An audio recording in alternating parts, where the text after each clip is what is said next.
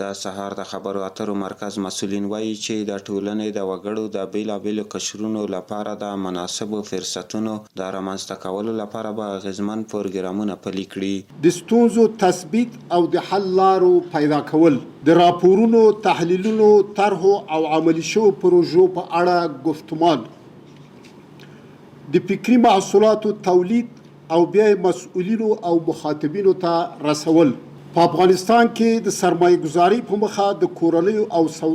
بهرنیو سوداګرو تشویق. دغه مرکز مسؤلینو په کابل کې په یو خبري ناسته کې رسنیو ته وویل چې په هیواد کې رامنځته شوی ډاډمن امنیت د ځوانانو د پرمختګ لپاره ښه زمینه برابره کړې ده او د دوی هڅې دا دي چې په بیلابیلو برخو کې لکه د ټولنیز عدالت پیاوړتیا، ځوانانو ته کاري او تحصیلي فرصتونه برابرول، بهرمېشتو هیوادوالو ته د بیرته راستنېدو اسانتیاوې او نورو برخو کې به علمي مشورې ورکړي او د دا ډول پروګرامونو ملاتړ به وکړي.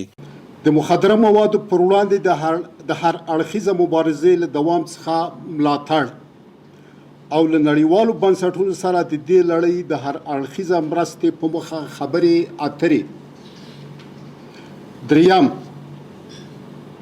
په داخل او بهر کې د میشته کدرونو، نخبگانو، متخصصینو او سرمایه‌دار افغانانو لپاره د داسې شرایطو او زمینو برابرول چې دوی وکولی شي د هیواد په بیا رغونه او پرمختګ کې رغنده رول ولوبوي.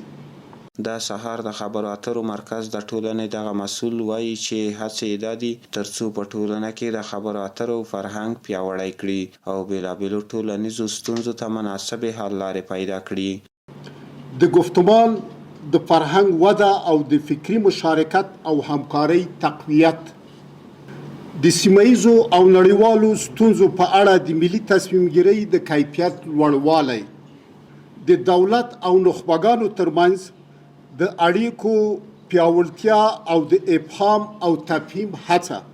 دغه مرکز مسؤلین وایي چې د سیمه‌ییزو او نړیوالو مسایلو په اړه د داخلي تصمیم نیونې د کیفیت لوړوالی او په هیواد کې د رامنځته شوو فرصتونو څخه د ښې ګټې اخیستنې په موخه به د ټولنیزو پرمختګونو لپاره د بیلابیلو پروګرامونو ملاتړ وکړي.